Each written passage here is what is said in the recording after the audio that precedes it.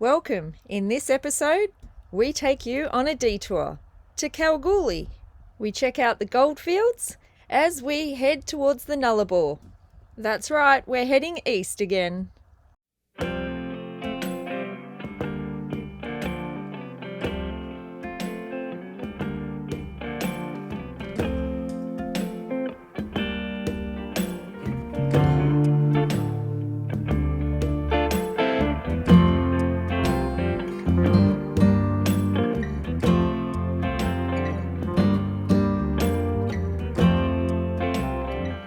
So we're currently in York and just camping. Got some nice green grass here.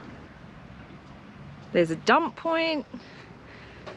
Town's just across the way, and even a suspension bridge.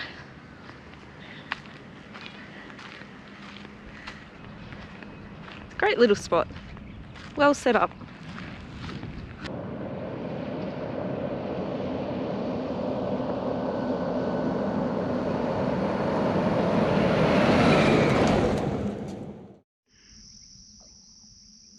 We are currently at a bush camp near Kalgoorlie. I'll just show you around a bit. It's incredible. There is diggings and quartz and stuff everywhere. We'll go check it out.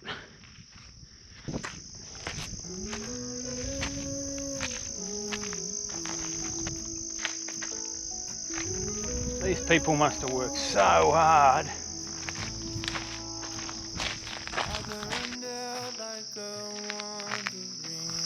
Oh, it's not that deep.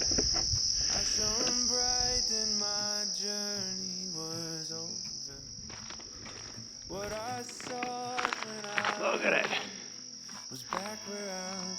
Just goes and goes. Must be somebody's claim, obviously, or a company.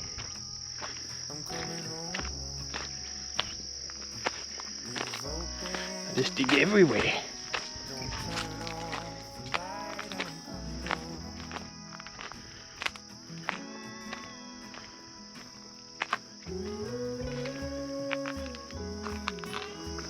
Whoa!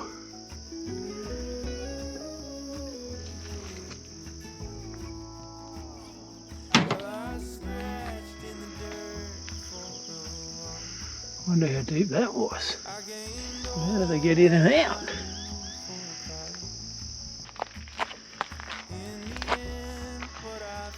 The quartz. So white.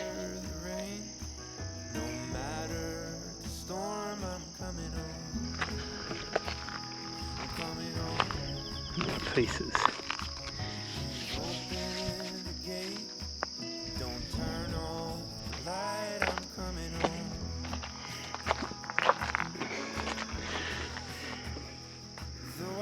Well, that one goes right under there. I assume they were following that quartz seam right down. Hey, what, you wouldn't want to be running around here at night. A lot of bad things could happen. Whoa. Sure how deep that one is.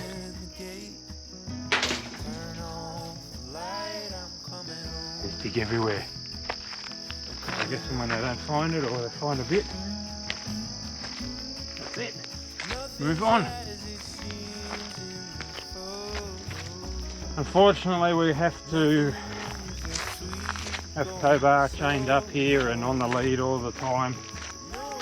When we got here, we had to look at the map and realised it was a 1080 baiting area. A bit of a bummer. Hoping he could have a run around. Anyway, we'll take him for a walk. Like crazy ants have been here digging all little burrows everywhere.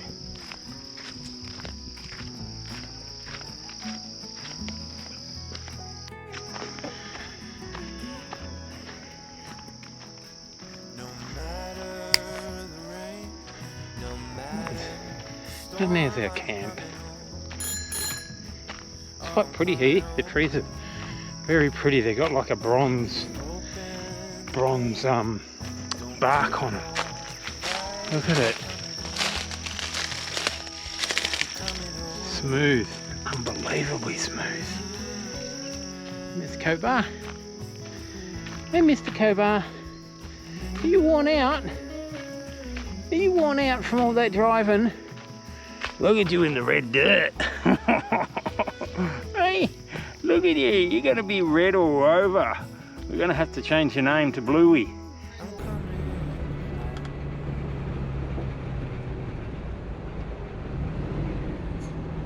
This was the Kananaling Premier Hotel outside of Coolgardie. There were 7 streets in this little mining town that had up to 400 men working for it at one stage. How high are the rooms?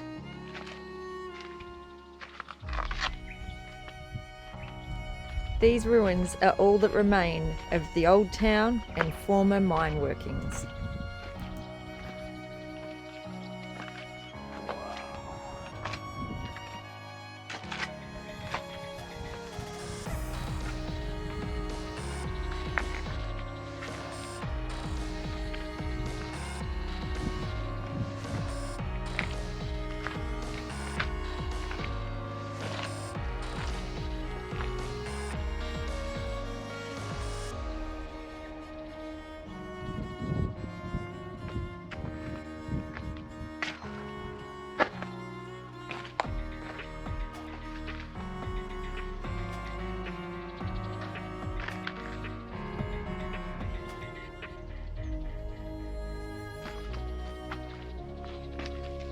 Massive, isn't it? I think it's the biggest ruin we've ever seen. Yeah. Like, look at it.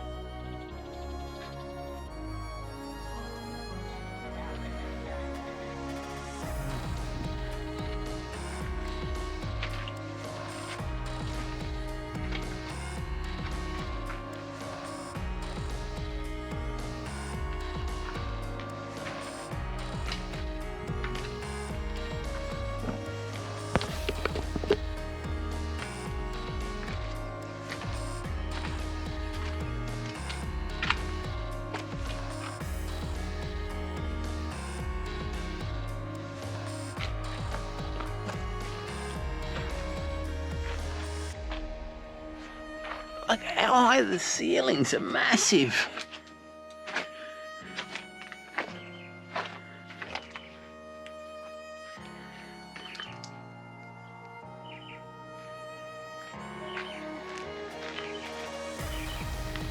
Well, they said they had 2 rainwater tanks in the courtyard. I think this is a rainwater tank. I thought it was a cellar. Yeah, because it's not rendered on the inside. Yeah. There's no step. There's no steps.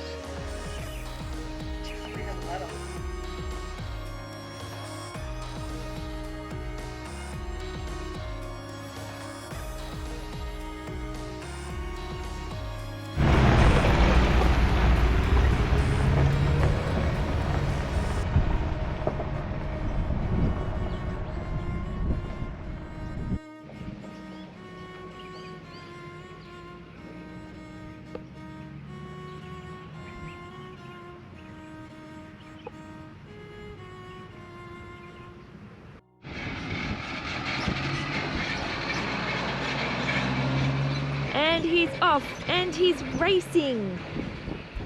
This is the Orabanda racecourse. Up to 2,000 miners lived in this area at one stage. Orabanda meaning band of gold. And yeah, Carl's going for a little hoot around it.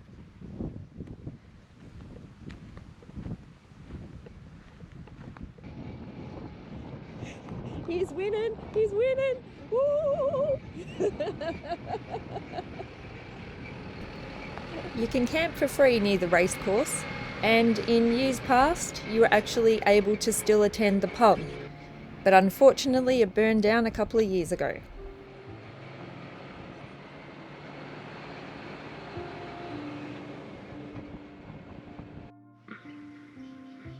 Check out how many people are here. Unbelievable. Obviously it's a cemetery, but still a lot. Look at them. And when you read what they've died by, you know what I mean? 73 a heart, unknown. 11 weeks old, heart. 64 dysentery, 34 typhoid, 69 heart, stillborn, premature, diarrhea, bronchitis, typhoid, stillborn, mine accident, suicide, pneumonia, brain, diarrhea, ulcer, unknown, mine, dysentery, mine. Goes all the way down. We'll just go for a walk and check it out. Look at that. Not that many headstones, but I'm guessing there's a lot of people in here.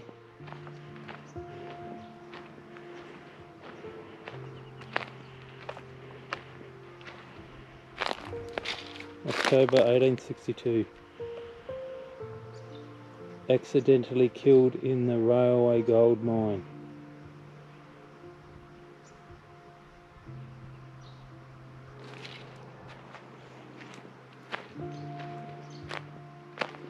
With a headstone, just cut out of steel. So really only the richer people got headstones, didn't they? Everyone else didn't get anything really. Pretty much. Or wood, or whoever they family could Whatever make the up. family could manage. That's a funny headstone. He strove to follow the truth, regretted by all who knew him. His passing was regretted, or his life was regretted. Regretted that he seeked the truth above all else. Who knows? So he died in vain. Maybe.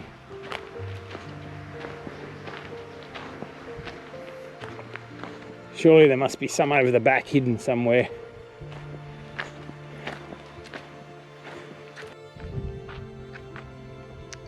We were just talking to one of the locals, and he was saying that you used to have to pay to be buried in this cemetery. So for the poorer people that couldn't afford it, what they were doing is burying their loved ones just outside the fence line or along the fence, because obviously they didn't have the money to pay for them to be buried in the cemetery itself. That's pretty unfortunate for them, but I suppose that's the way the world goes.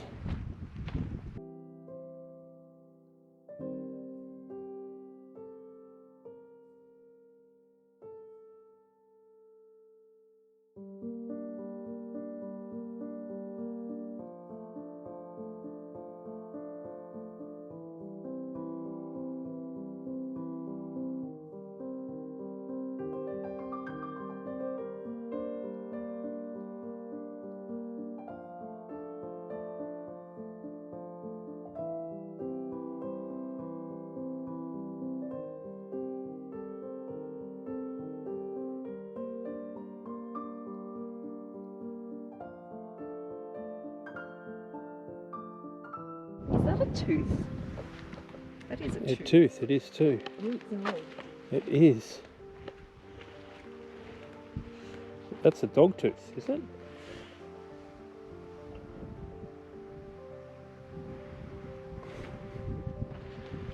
So I'm guessing there are people everywhere. What's his name? I can't read it. In Loving memory. Eileen, beloved daughter Tooth. Died on the 26th of November 1904, aged 1 year and 8 months. All is well.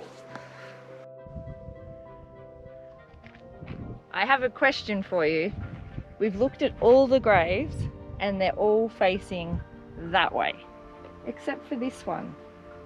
Yes. Why would Marianne be buried in a different direction? Is there a religious thing? I'd like to know. And hers is a bit crooked, sort of, Yeah. unless they just... I don't know if that's the soil. Oh no, the row went that way. You can see the row Oh, there. yeah. It's sort of, they sort of went bent actually. Yeah, why is she the opposite direction? That's my Yeah. question. The only one. Which way is she facing? I don't even know. That is strange. That's very observant of you, Catherine. That's what I do best. And Cobar's waiting for us in the shade, aren't you, mate? I don't think you want to come down here in the wet. Definitely. Or you might not be departing the cemetery. You might be stuck here with your vehicle for a long time. What are we doing at a pub? Supporting the locals. Going for a beer.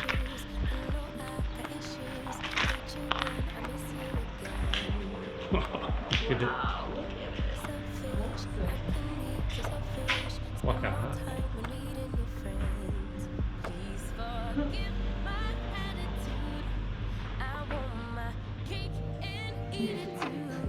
Cheers. Cheers. Cheers.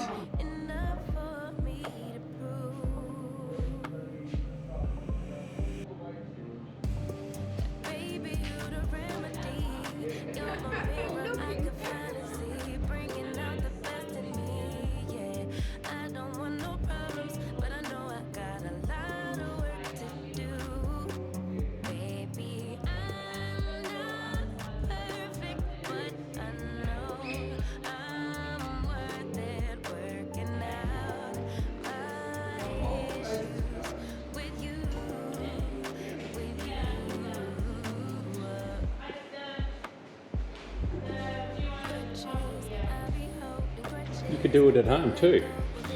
It wouldn't cost much. Yeah. Just a few texters. Yeah, they're good. Love it.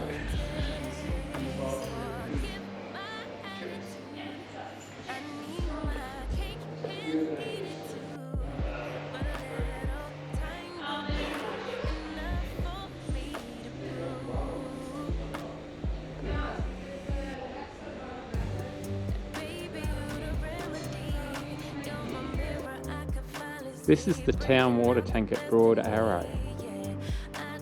It was originally used for the steam trains back before the 1900s, and they still use it today for the town water.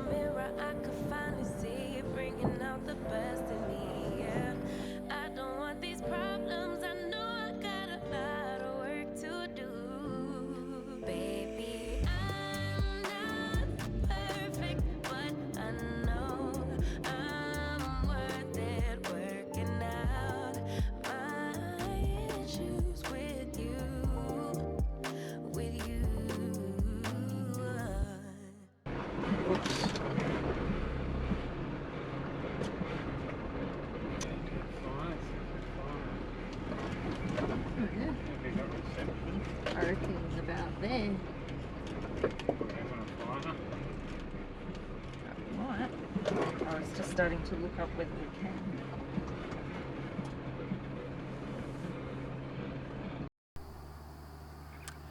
We have stopped at a campsite with the most magnificent view. Look at it. It almost looks like, I don't know, some Serengeti plain out of Africa. It goes all the way back to the Australian Bight. Just a treed plain. Incredible. We're going to sit down here tonight, have a fire and relax.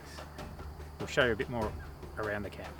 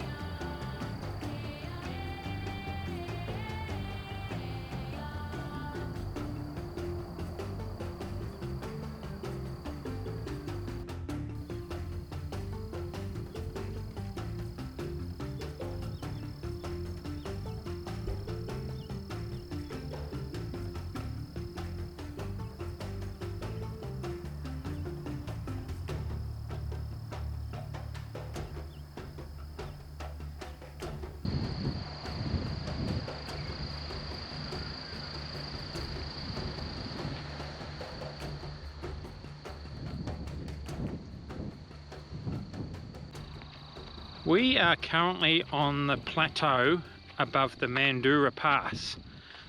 So we're camped up here for the night, just going for a afternoon walk to check it out. It's like the edge of the plateau with an escarpment down, or all around really, to the bottom. We're just inside the WA border by about, I don't know, 100 kilometres on the Nullarbor. And as you can see, Catherine is wearing a jumper and long pants. That's because the weather knows that we're heading back to Victoria, where it's going to max out at about 10 degrees. Trying to acclimatise us. Poor Cobar's going to be wearing his jacket 24/7. Oh, we might even get a sunset tonight. That'd be nice. Lovely.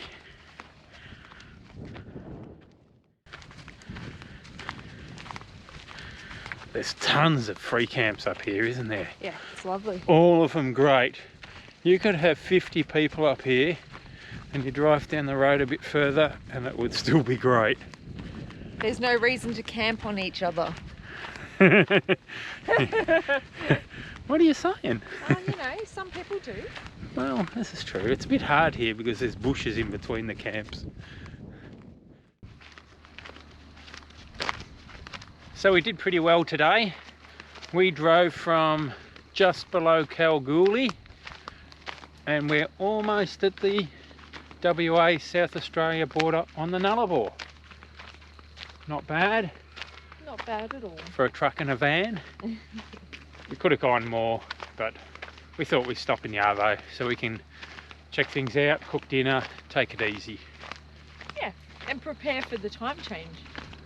Yeah, and we're going against time as well. Yeah. We're losing an hour a day. Hopefully nice weather tomorrow. Hopefully a sunrise tomorrow. We'll see. Carl will show you that. Yeah, we'll see. I'll be asleep. I'll wake her up, don't worry.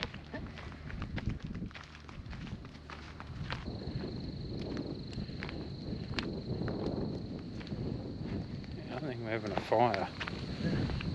Cobar has to stay on his lead because there's still 1080 laid out here. Yeah, it's unfortunate. But he's a good boy.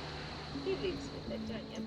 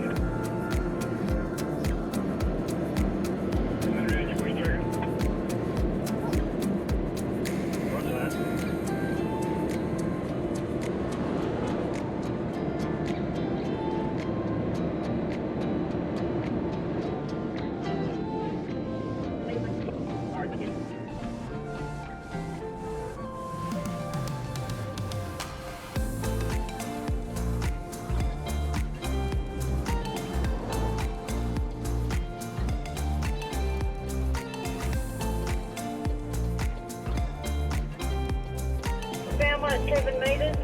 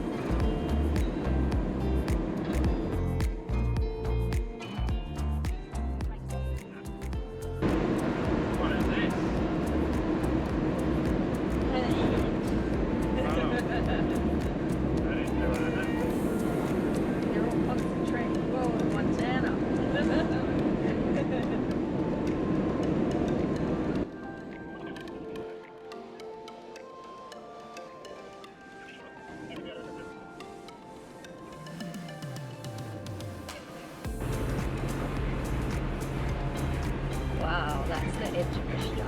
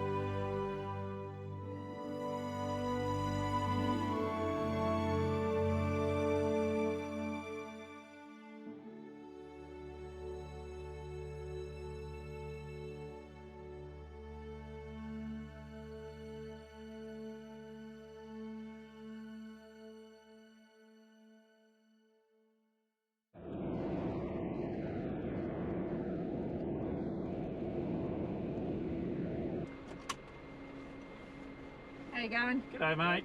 Good, thanks. Are you just coming in from West Australia? Yes. Yep. Currently it's Sunday afternoon. We've travelled about 600 kilometres today and our last fuel stop was closed.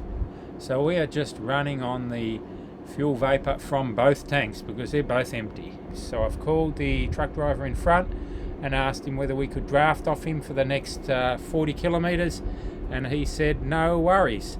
So we've jumped on the back of him and we're cruising along. Hopefully we'll make it to the next town.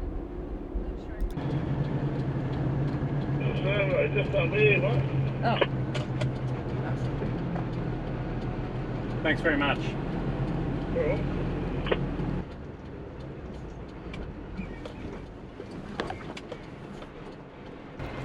thanks for watching, and don't forget to subscribe. Hit the bell if you want a reminder each week, and don't forget, we always love a thumbs up. Stay tuned for next week as we're stranded on the Murray because of truck issues.